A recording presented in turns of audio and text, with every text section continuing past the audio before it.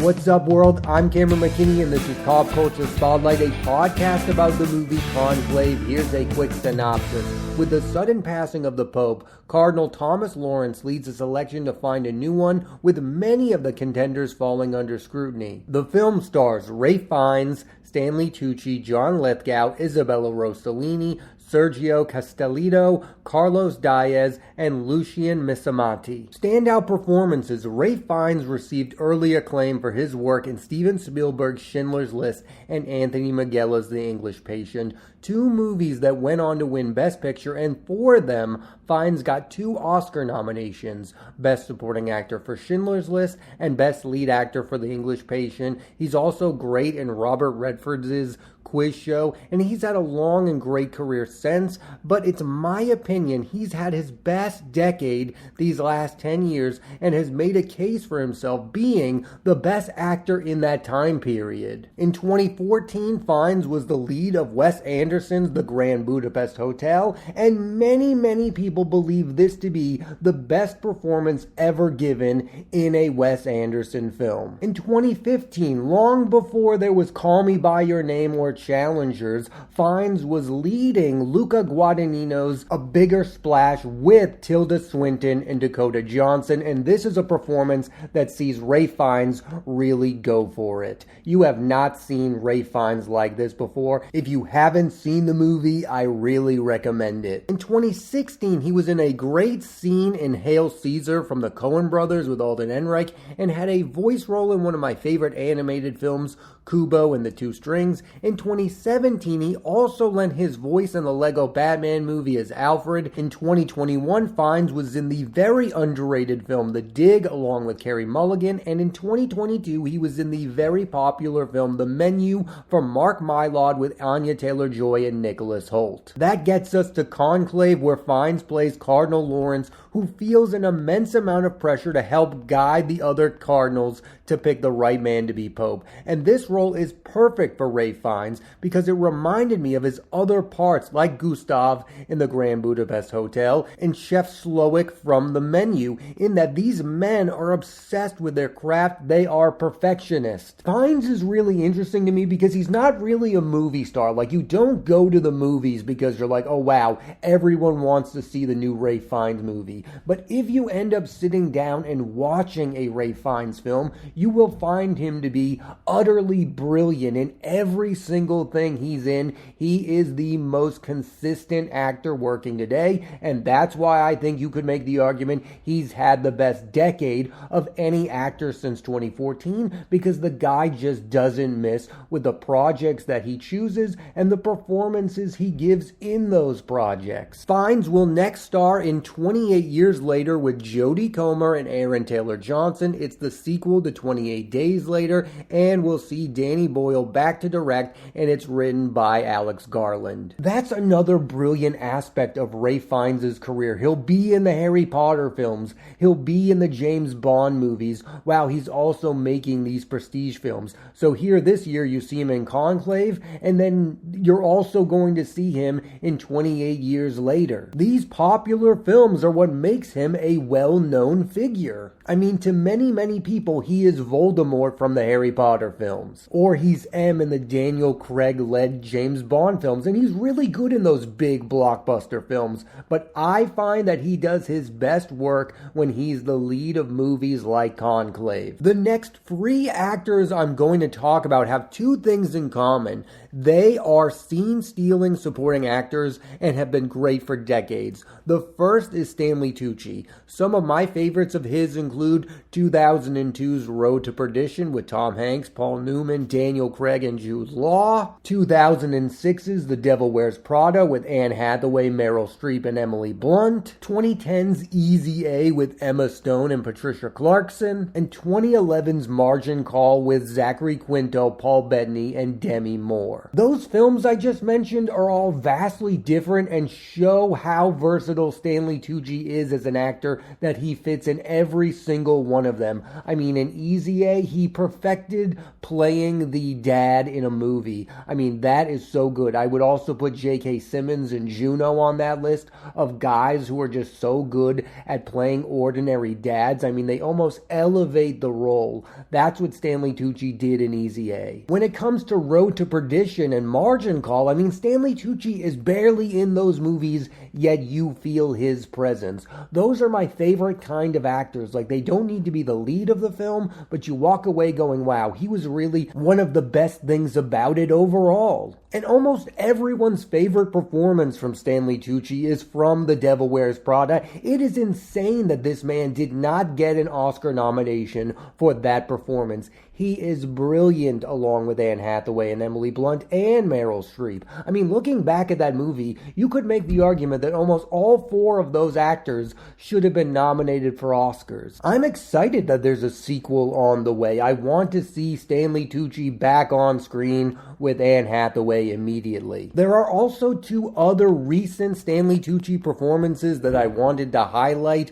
2015 Spotlight. I know this movie is thought of as a great ensemble. Mark Ruffalo is great. Liev Schreiber is great. Rachel McAdams gives my favorite performance in that movie. But Stanley Tucci is undeniable in that film. You walk into that movie and you just don't know how to feel about his character or Billy Crudup's character, and by the end of it, you walk away super impressed by both actors. I think they are both the underrated aspect of Spotlight. And then there are two films in 2020 that Stanley Tucci was in. He was in Worth with Michael Keaton, his co-star from Spotlight, and Supernova with Colin Firth. In Conclave, Tucci plays Cardinal Bellini, who is one of the contenders to be the new pope, whom one might label as progressive. He's reluctant in his pursuit, but thinks the alternative would be dangerous. One of the things I love about him as an actor is he's very subtle, which you don't always see from a scene-stealing actor. He's very much a calming presence in the film Conclave. Here's what Tucci himself told Esther Zuckerman of the LA Times about Conclave.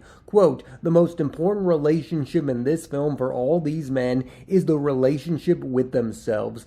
That's what it all boils down to. They think it's God, they think it's this, they think it's that, and it is. But really it's not, it's them," end quote. Stanley Tucci will next appear in the movies The Electric State with Chris Pratt and Millie Bobby Brown from the Russo brothers, and Fountain of Youth with Natalie Portman and John Krasinski from Guy Ritchie. Next is John Lithgow, who I first became aware of because he's the voice of Lord Farquaad in Shrek, but long before that he was in Terms of Endearment and Footloose, two films that are now viewed as classics. I also have to mention I love the film A Civil Action. He was also the lead of the sitcom Third Rock from the Sun and played Winston Churchill on The Crown. Recently, he's gone back to being a character actor in movies with the films Interstellar from Christopher Nolan. I love Interstellar. I know a lot of people are revisiting Interstellar and is now viewed as one of Christopher Nolan's best films. Late Night with Mindy Kaling and Emma Thompson. Bombshell with Nicole Kidman, Margot Robbie, and Charlize Theron. And last year he was in Martin Scorsese's Killers of the Flower Moon. Because of his voice and his overall presence, he's often picked to play villains. In Conclave, Lithgow plays Cardinal Tremblay, another contender for Pope who had a mysterious final meeting with the recently deceased Pope. I found him to be a mysterious figure in the movie. To date, Conclave is John Lithgow's third film with Stanley Tucci as a co-star, the other two being The Pelican Brief and The Life and Death of Peter Sellers. Movies are just better when those two actors are in them. And finally, Isabella Rossellini also has a great history of giving noteworthy performances with very little screen time, most notably in Robert Zemeckis' Death Becomes Her. She's also been great in David Lynch's Blue Velvet, Dylan Kidd's Roger Dodger, James Gray's Two Lovers, and David O. Russell's Joy. Rossellini is like a spark who shines in movies. She usually pops up after a few scenes and gives films a much-needed boost. In Conclave, she plays Sister Agnes, and at first you're wondering what part she'll play in the plot, and because it's Rossellini, you know it's going to be a crucial one. I just watched Death Becomes Her for the very first time and was completely blown away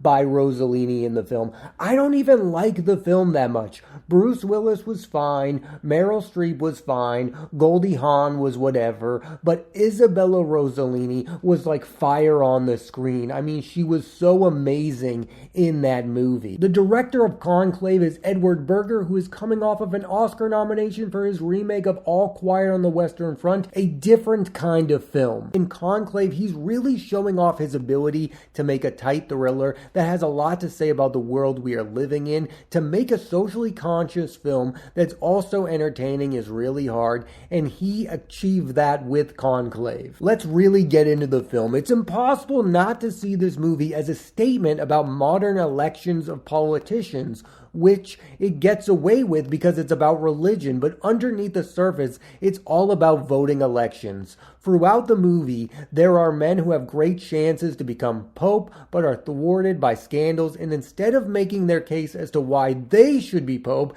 they instead tear each other down. Very rarely in the movie does anyone give a reason as to why they should be pope, but they're easily giving explanations as to why somebody else should not be the next pope. So the thing that most people are talking about when it comes to this movie is the film's ending that I do not want to spoil. All I'm going to say now is that it is shocking, and I think it is well earned, and it's going to make you think about this movie for a very long time in the years to come. But I do want to say that I think the film earns its ending. I don't think this is a movie where the ending is just great and the rest of the film isn't. I think all of the elements come together for a shocking and thrilling ending. Oscar chances. There is a strong possibility that all four of these actors I've talked about get nominated for Oscars. It would be the third nomination for Ralph Fiennes, and I don't know how to feel about him winning though, because he's going to be up against Adrien Brody for The Brutalist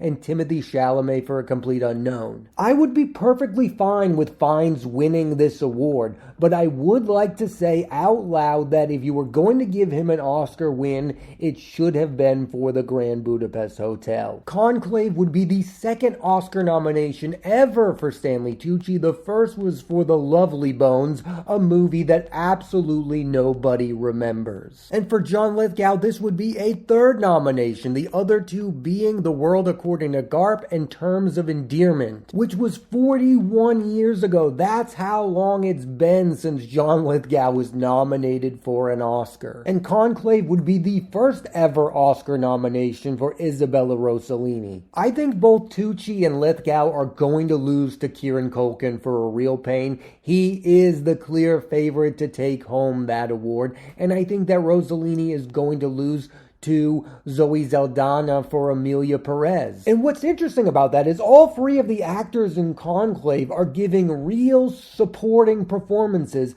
They are not the leads of the movies they are in. I haven't seen Emilia Perez, but I've heard some people say that Zoe Saldana is clearly a co-lead of that film. As for Kieran Culkin, he is one of the leads of A Real Pain. I mean, there are two characters that movie is focusing on. He is not a supporting actor. I'm not mad that Kieran Culkin is going to be an Oscar winner. I do think it's weird to compare his performance in a 90-minute movie in which he's in the complete film to the works of John Lithgow and Stanley Tucci in Conclave, who are in the movie and then kind of disappear throughout it. I mean, they are not the lead of Conclave. The film is not focused entirely on their characters. They play a huge part, but they are not leads. They are clearly supporting performances. I do believe Conclave is one of those movies that could end up winning Best Picture. And for that to happen, I think two of the performances would have to end up winning. I think Ralph Fiennes would have to win Best Actor, and I think Stanley Tucci, John Lithgow, or Isabella Rossellini would have to win in their categories for this movie to win Best Picture. Maybe Berger is going to win Best Director. I don't really see that happening. But one of the big advantages that Conclave has over these other films like The Brutalist is that Conclave has made real money at the box office. It has made $50 million. It is a solid hit. Not a giant hit, but it has hit the zeitgeist. Normal people outside of movie obsessives have seen this film and have talked about it. It is an interesting movie. I wouldn't call it a mainstream movie, but it's a kind of prestige movie that has gotten a lot of eyeballs on it. And it just so happens to star so many recognizable faces. Ralph Fiennes, Stanley Tucci, John Lithgow, Isabella Rossellini. These performers mean something to these people who are going to be voting on this film. It has one of the best cast of the year, which could help elevate it all the way to winning Best Picture. I've heard some of the critiques that this movie is too political, it's not entertaining enough. I did not find that. I was really invested in the story overall. I thought the character dynamics were super interesting. Obviously, I was blown away by the performances. I think every actor in this movie is at the top of their game. It really could end up being a curse and a blessing for a movie like this to win Best Picture, because I feel like when a movie like Conclave wins Best Picture and people just think it's perfectly fine, they look back at it and go, wow, kind of a down year that we gave Conclave the Best Picture, and the only reason we didn't give it because there wasn't a prohibitive favorite. Instead of looking back at it and going, wow, this is a really good, super well-made movie. Movies end up getting over-dissected when they win Best Picture. The movie I'm about to use as an example is not as good as Conclave, but it makes my point, and that's The King's Speech. That's a movie that won Best Picture. That movie is totally fine with me. Colin Firth is really good in that movie. Guy Pearce is really good in that film. That's not a film that I hate, but there's so much backlash towards that film because it won Best Picture over The Social Network. So I really do wonder if in the moment Conclave is a movie that's going to be overly celebrated, and then in a few years people are going to be like, wow, how did this movie win Best Picture over a movie like The Brutalist, which I have not yet seen. My point is, I don't always think it's in the best interest for a movie to win Best Picture. Sometimes it does serious damage to a movie's overall legacy and reputation. Look, I could be wrong. Maybe Conclave is going to win Best Picture and we're still going to celebrate the film in the next 10 years. I've just seen it so many times where a movie just all of a sudden wins Best Picture, and 5 years from now there are articles written like, why did we give this award to Conclave? A movie that doesn't hold up. People tend to favor the movies that didn't end up winning. You see it all the time with The Social Network. It's thought of as the movie of the century now because it didn't win Best Picture. If The Social Network won Best Picture, I don't think we would be talking about it the way that we are. Yes, I think it's a brilliant movie. It's one of the best movies I've ever seen, but it really benefited from the fact that it did not win Best Picture. Same with Pulp Fiction, same with Saving Private Ryan. I mean, the arguments about these movies and how great they are and how they should have won Best Picture, I mean, it's helped keep them in the conversation. People are still talking about them. People are still saying they're some of the best movies of all time, and maybe those conversations wouldn't be as loud if these movies took home that award. Another example of what I'm talking about is The Shawshank Redemption, a movie that so many people think is the best movie of all time, and they're so loud with their support because the movie, like Pulp Fiction, lost to Forrest Gump. If The Shawshank Redemption won Best Picture, I don't think it would be revered as it is today. The overall consensus of Conclave might come down to whether or not this movie wins Best Picture. If it doesn't, there will be supporters who say, how did you not give this movie that award? And if it does win, there will be people who will say it was not the best movie of the year. And the last thing I'll say is that kind of talk doesn't happen in years when there are prohibitive favorites. Nobody says that Unforgiven should not have won the Oscar for Best Picture. The same thing with Schindler's List. Those are movies that were prohibitive favorites from beginning to end. It's when the races are wide open that we revisit them and we go, how did Green Book win Best Picture? How did Forrest Gump win Best Picture? And how did Shakespeare in Love win Best Picture? Last year with Oppenheimer, we all knew that movie was going to win Best Picture, and nobody was mad about it. No matter how you feel about the movie Oppenheimer, you were like, yeah, it totally makes sense that this movie won Best Picture. That's not going to be the case with whomever film wins Best Picture this year. And it very well might end up being Conclave. To hammer my point home, what I'm saying is winning Best Picture can be both a blessing and a curse. Thanks for listening to this edition of Pop Culture Spotlight. I'm Cameron McKinney, and there'll be a new episode of the podcast every Thursday on Apple Podcasts and Spotify. I highly recommend you check out the film Conclave. Next week on the podcast, I'm talking about Clint Eastwood's Juror Number 2 starring Nicholas Hoult. So tune into that, and please rate, review, and subscribe.